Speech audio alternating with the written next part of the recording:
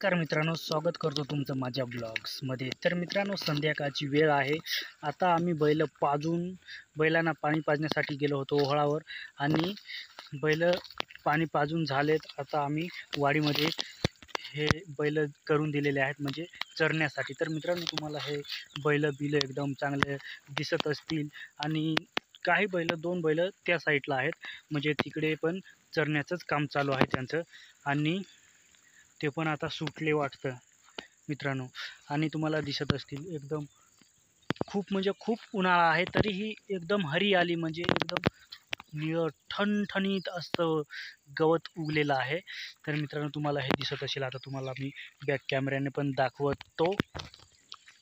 तुम्हाला दिसत असतील तिकडे हे बैल चरत होते आणि तिकडून चवतळले आणि इकडे धावत सुटले वाडीमध्ये. तर एकदम रागाने बघतो मित्रांनो. हा बैल जो आहे तो खूप घातक आहे. तो माणसांवर तरी धावू शकतो. खूप म्हणजे खूप रागीट हा बैल आमचा कुणी बांधू शकत नाही, कारण खूप भीव येतो.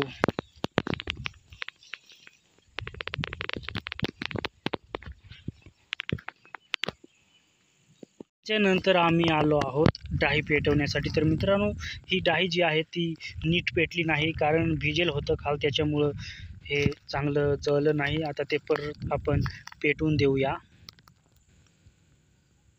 हे अशा पद्धतीने चिटलेलं आहे. तर आता हे परत पेटवायचं आहे.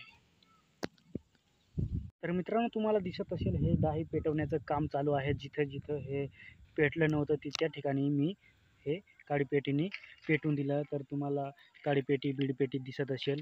आता पेटवण्याचं काम पण झालेलं आहे. तर मित्रांनो, आजच्या ब्लॉग्समध्ये एवढंच. जय हिंद, वंदे मातरम.